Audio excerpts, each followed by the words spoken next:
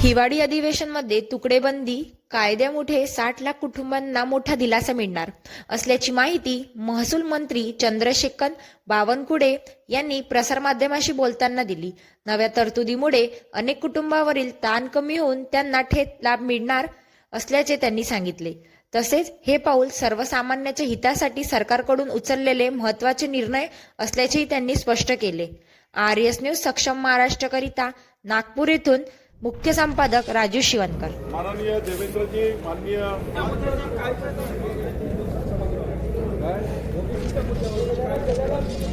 ओबीसीच्या मुद्द्यावर already OBC सब committee आपली आहे।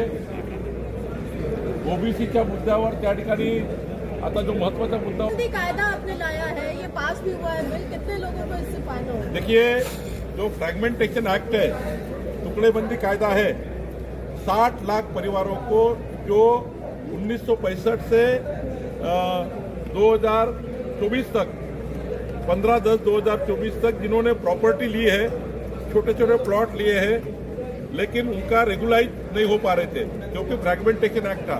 तो हमने उसको कल बिल को सुधारना की है।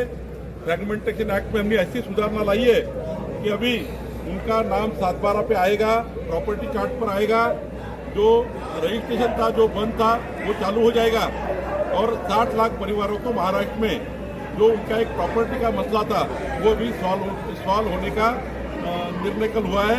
अब विधान परिषद में बिल आएगा, विधानमंडल ने ये बिल पारित कर दिया। 24 नंतर प्रॉपर्टी जे भारतीय जनता पार्टीचा मॅन्युफॅक्चर छोट्या राज्यातच आहे। विदर्भाला खऱ्या अर्थाने विकसित करण्याचा आमचा हा मागच्या 2014 पासून 2014 पर्यंतचा विदर्भ, 2014 नंतरचा विदर्भ कुठल्याही काँग्रेसच्या नेत्यांनी कुठल्याही लेवलला कुठल्याही डायसवर याची आमची तयारी आहे। विदर्भाचा संपूर्ण विकासाची योजना 2014 नंतर तयार झाली आणि आम्ही विकसित विदर्भाच्या बाजूने काम करतो आहे। आणि राहिला प्रश्न वेगळा विदर्भाचा, तर आमचं पहिल्यापासून छोट्या राज्य हे विकसित राज्य होऊ शकतात या बाजूनेच आमच्या भारतीय जनता पार्टीचा आणि आमच्या तेव्हाच्या सरकारचाही आताच्याही सरकारचा नेहमीच पुढाकार राहिलेला आहे। पूर्ण विदर्भाचा विकास हा अजेंडा घेऊन आम्ही पुढे जातो आहे आणि या विदर्भाला जो आतापर्यंत कधी सिंचन, आरोग्य, रस्ते, पाणी, वीज या क्षेत्रामध्ये कधी न्याय मिळाला नाही, तो न्याय देण्याचा प्रयत्न देवेंद्र फडणवीस सरकार 24 नंतर आहे। 24